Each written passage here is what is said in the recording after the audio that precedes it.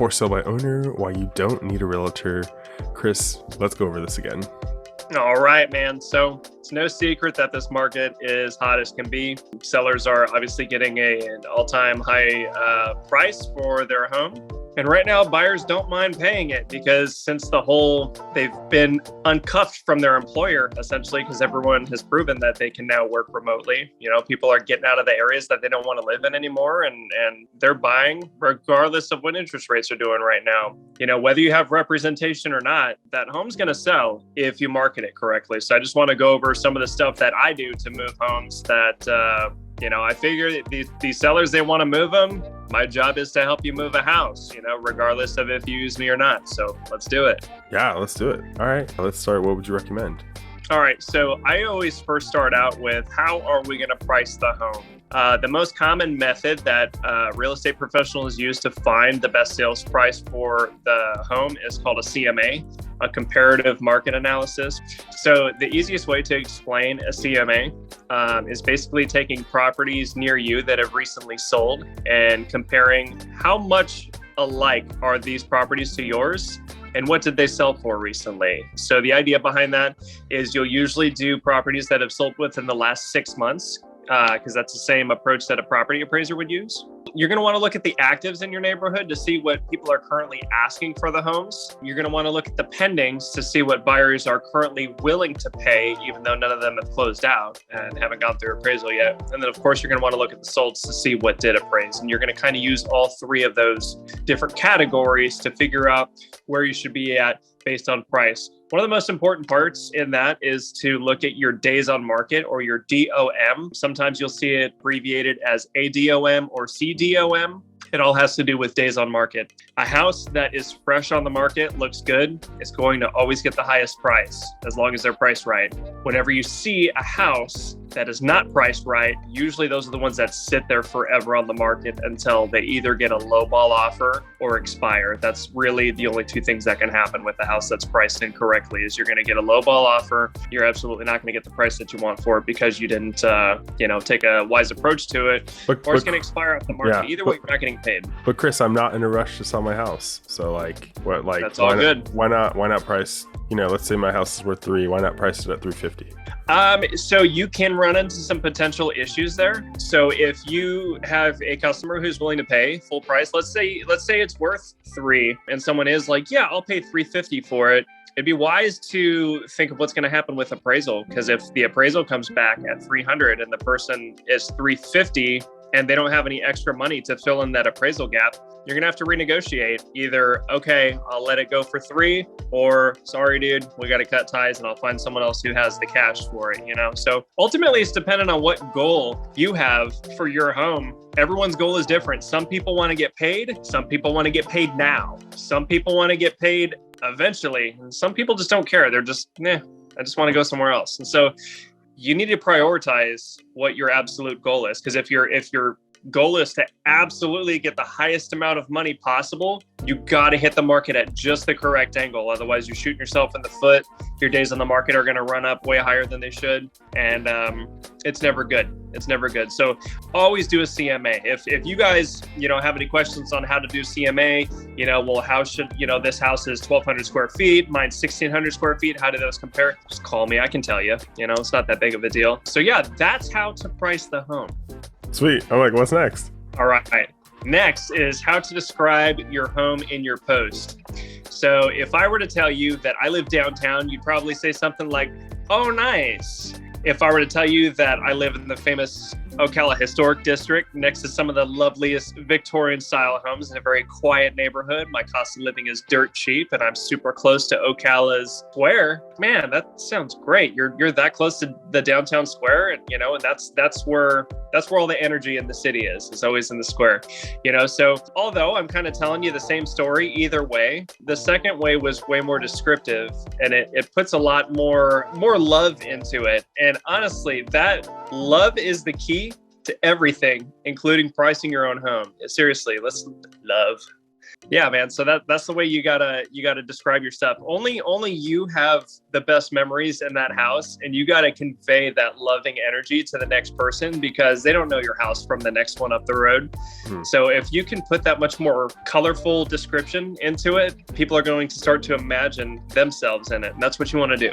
Got it. That makes sense. Yeah, I'm the one to kind of just say I live downtown. So yeah, no, that's all good. So many people do. I see so many for sale by owners that are sitting on the market for 87 days, and they're still like, well, we don't need to sell it, and then you find out, yeah, they do. It's just they didn't put any thought into their listing. What I see a lot of these people doing is they're just putting like some vague description of their house that has absolutely no passion or thought put into it. And then they'll throw it up there with a few like camera phone pictures, which is going to be the next point that we get into. We're going to call this photos.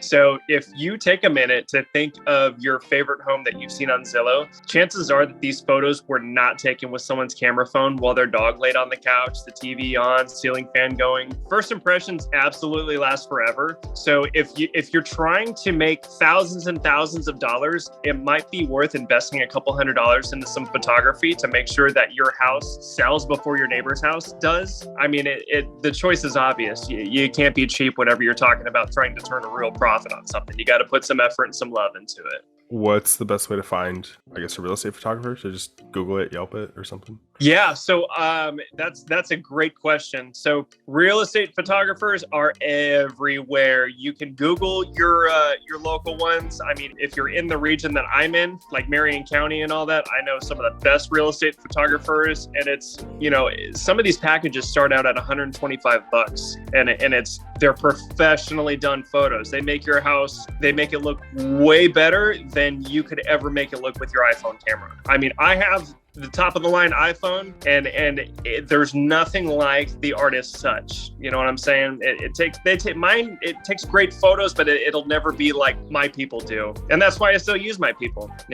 If it makes my photos like that much better and makes my house stand out above the competition, why not?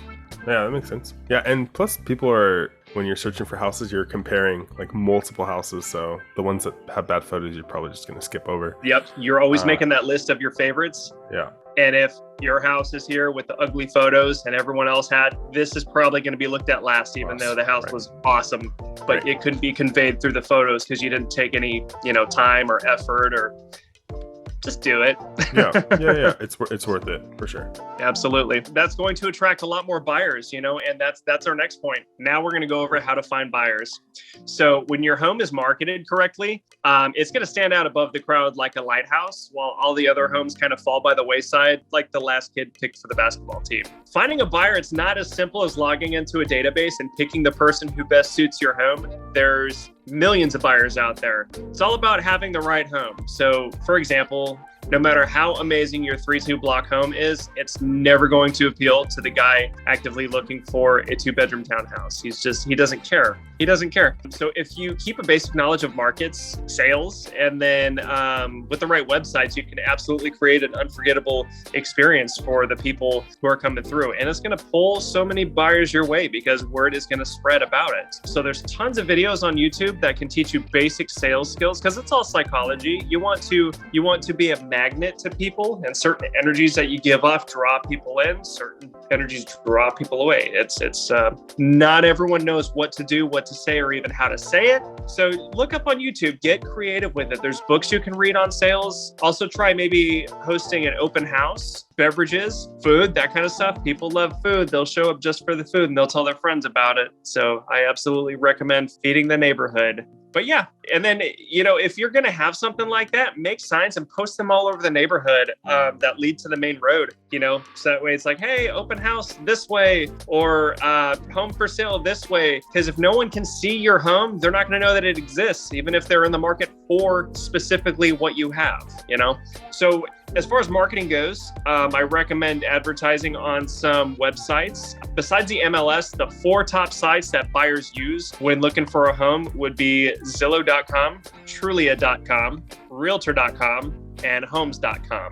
All 4 of those are super popular, and they tend to get the job done. Always cross-post your listings. I tread lightly with Facebook Marketplace. It's kind of like Craigslist, where you get a lot of shady people on there. And even though you might be a law-abiding citizen who ain't trying to take advantage of anybody, it's hard to tell you apart from anyone else because everyone is a stranger until you get to know them. So some people get weird about Marketplace.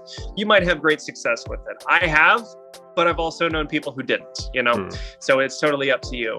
Now that leads me to my next part. When you start attracting people, most buyers are going to show up with an agent, or most buyers are going to have their agent call you ahead of time to book the showing. Now that can be a tricky situation for you as a seller because they are accompanied by a professional real estate dealer. That agent also doesn't have your best interests. It can work against you if you're not prepared for what's coming. These people negotiate real estate deals for a living. That's how they survive. These people sell, 5-6 homes a month, and this might be your first time doing it. This might be your 5th or 6th home ever that you've sold, so even if you have experience, if you haven't done it for a living, or at least know someone who can guide you in the right direction, it can make it really tricky. So if you're arming yourself with as much knowledge and the ins and outs of real estate as possible, you're going to be that much better off. So I highly recommend reading the Florida Real Estate Principles, Practices, and Law textbook. It is a couple hundred pages, but listen, if it means, saving $6,000, $8,000, $10,000 in real estate commissions, and it only costs you a couple $100 for a book and a few hours of reading, that's worth its weight in gold right there. So I absolutely recommend reading as much as you can, educating yourself on what all has to happen in a real estate transaction. Yeah, knowledge is power, and being prepared as well. Because when, I feel like if the agent calls you to schedule an appointment, they can kind of fill you out. And it's like, oh, is this an agent? Is this the owner? Is this which rightfully so, they're trying to understand how they should approach this whole situation. Like, should I, they're trying to just see what's going on here. So listen, man, I'll flat out say it. We are salesmen. We make a living off of selling stuff. People hate salesmen, especially realtors. I can't stand half the realtors I come in contact with. They're slick, they know how to move people. They rub people in the wrong. Listen, man, you got to deal. You got to wheel and deal honestly and fairly with everybody. And if you're using like I said, the use of sales is all about psychology. Just like anything that you misuse, it can really leave a bad taste in people's mouths. You drive a car incorrectly, you hurt people. You wheel and deal with real estate incorrectly, you hurt people. So at the end of the day, I totally understand why people don't like realtors, because I've encountered plenty of negative realtors myself, but there's a lot of great people in the industry as well. So I totally get why people, even the good realtors, they have to feel their customers out, because they kind of have like this PTSD reaction, whenever you call them. And I totally get it. So with that being said, the next section is going to be called Let the Seller Beware. So beware of the agent who calls and tells you that he's bringing a buyer for you. This is the most common bait and switch technique that realtors use to show up at your doorstep and then say something like, oh yeah, my buyer got sick, so he couldn't make it today. But here's a listing agreement, and I've seen it. It's crazy. When I first got into real estate, most of the scripts that I read was like, I have a buyer for you. When would you like me to bring him by? And then they're like, all right, now you're going to go with the listing folder. I was like, I mean, my 7-year-old knows that that's dishonest. You know what I'm saying? Yes. You can't go into that with any type of confidence and I mean, dude, people absolutely get listing agreements like that, but it's not without resentment from the seller, and the seller's looking for any reason to fire you. Like, listen, just be upfront and honest with people. So here's the thing. When an agent claims to have a buyer for you, just tell them that you need them to email you their buyer's pre-qualification letter before they can even enter the home or book the appointment. And here's the thing, you can blame it on the coronavirus. We love the coronavirus for that very reason, is because it is like the biggest scapegoat for, I don't have to show my house to people who are going to waste my time, try to twist my arm into some crap I don't want to do. And, they think you're just trying to keep your home sanitary. They don't have to know the truth. It's just be like, listen, I don't want a ton of people in my house. COVID, my dog has a weak immune system, whatever you can come up with. Just if you're serious, if you seriously got a buyer, here's my email address, send me a pre-qualification letter and I'll happily book that for you. 9 times out of 10, you'll never hear from that realtor again, or they'll just hang up on you because most people are not expecting that. When realtors, when they're being slick and they come across an objection that's hard to come over, they'll stutter, they'll start talking faster, their voice will go up, or they'll just hang up. It's funny watching it, but hey, that's what you get for trying to be slick, dude. Yeah, my personal favorite is when someone asks for a reason. You don't have to give a reason. That's just what you want. Like, you called me. You want to see my house. I don't have to tell you anything. Yeah. Just send it over. If they ask why, say, oh, like, that's just our policy. That's just what we've decided to do. And you don't have to give a reason. If you've decided that, it's your house. You get to decide. So absolutely. And if you want to save even more time, put that in your description at the bottom of your Zillow ad. Hey, this house is absolutely gorgeous because you put a lot of love into your ad. And then at the bottom, if you have a buyer, whether you're willing to entertain a buyer's agent or not, some people want people to come out without a buyer's agent, which I totally get. But if you put a little note in there, must present pre-qualification letter via email before showing can be booked, most of the time wasters are never even going to call you. And that's the most frustrating thing that you'll get from for sale by owners is that I've heard from 100 agents today and no buyers. It's well, now we just took care of that for you. Yeah. No, that's a great tip right there. I didn't even think about that. Putting it on the bottom of the Zillow or the description. So it's like, hey, did you read the description? Yeah. There you go. Exactly. That's absolutely and you can always lean on that. When they start calling and asking questions, okay, well, did you read the description? Man, I digress on that. I could go forever on that topic. So we are moving on down the line of the wholesale. You finally got an offer. Now what? So you got to ask yourself, is the offer what you wanted? Because we talked about goals earlier. What's your goal? Did you get the money that you were looking for because the money was your goal? Was it less? Are you okay with it being less? What's the closing date look like? Are they asking for repairs? How much money are they putting in escrow? How much time have they given you for acceptance? How soon do they want to close? On the last page of the contract where the signatures are, you have what's called additional terms. Are they attaching an addendum where, we'll offer you full price, but we have to sell our house first? There's so many different ways and types of offers that you're going to get. So you really have to have your goal established first. And it helps to even write it down. So that way, whenever you get this contract, it's going to be overwhelming. They're 12 pages. You're able to comb through it and see everything. Are they asking that the seller pays closing costs? Because usually the seller pays their own closing costs. They pay for title. Buyer pays their own closing costs. Seller usually pays for realtor commissions, if any. Sometimes buyers are like, I want you to pay my closing costs and, give me a $10,000 concession for the roof. So there's so many ways to go about it, so really comb through it and make sure that it's what you want. You could always say no. You absolutely don't have to accept any offers from any buyers. If it's not exactly what you want and you know that in your heart, reject it because the right one will come your way. The strongest negotiation tactic that you possess is the ability to walk away and mean it.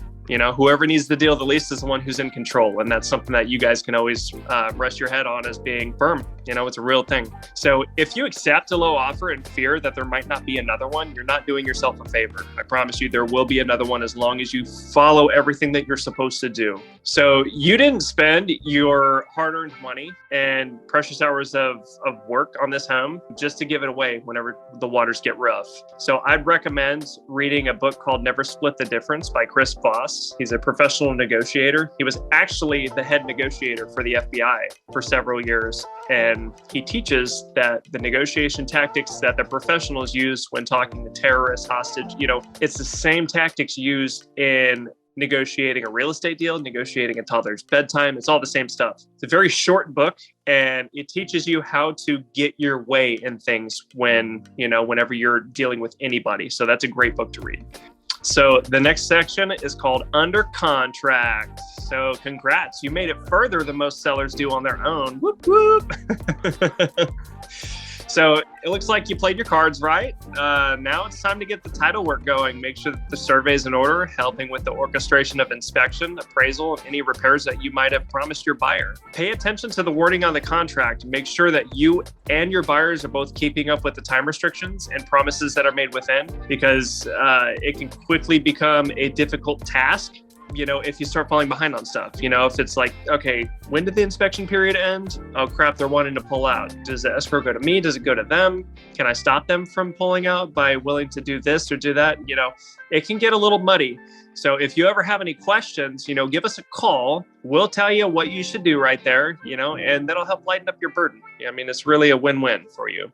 All right, you just sold your house. Good job. You just got paid. Here is your next biggest enemy. After closing, you're going to realize that the tax man is the biggest bully in real estate. Anytime you sell your home for more than you paid for it, you are receiving what's called a capital gain. Capital gains are taxed in many situations. That means that Uncle Sam wants his cut. So if you arm yourself with the knowledge of the ins and outs of tax laws, most people don't know them. So I'd always recommend hiring a professional for it, whether it be a CPA, anyone who wheels and deals with taxes, attorneys, anything like that.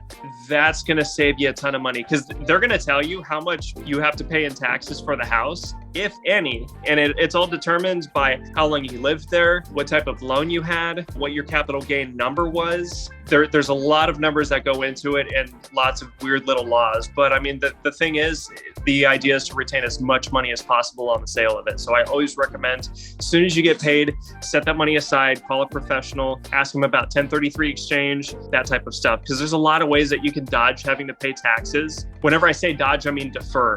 Because eventually you're going to be taxed, but there's ways to defer it, and kind of put it into different tax shelters. And guess what? The U.S. tax code is absolutely in favor of real estate holdings. There's so many different ways that you can defer paying taxes, and it's all legal. So just ask a professional. They can absolutely help you with that. Yeah. If you don't go to a tax person and you're doing a for sale by owner, this might be the year that you actually want to go to a tax person.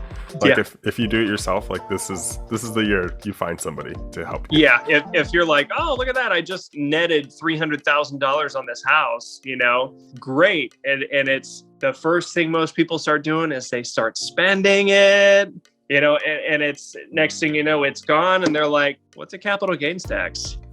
So just keep yourself out of trouble. It's a slippery slope whenever you're dealing with 6-figure numbers, or even 5-figure numbers. Not everyone knows how to handle it, so just ask the professionals, keep your emotional wits about you, because large numbers, whenever you're talking about dollar signs, they do tend to get people in their emotions, and they kind of do weird stuff. So always have your players in order before you even get there. I'd recommend calling them ahead of time. And then now we're talking about FSBO 2.0, FSBO 2.0. While there's no such thing as a perfectly smooth transaction of real estate, this guide that I'm giving you, it's absolutely meant to help lighten that burden as much as possible. I understand that this process can quickly become an emotional roller coaster. It can interfere with work, your personal relationships, family life. You're like, okay, great, we're closing tomorrow. Yeah, I've seen people take out loans on stuff because they're anticipating getting this big payment, and all of a sudden, guess what? The buyer doesn't show up at the closing table, or the lender denies them the loan last minute. And guess what? You're not getting paid, but you've spent money you don't have yet,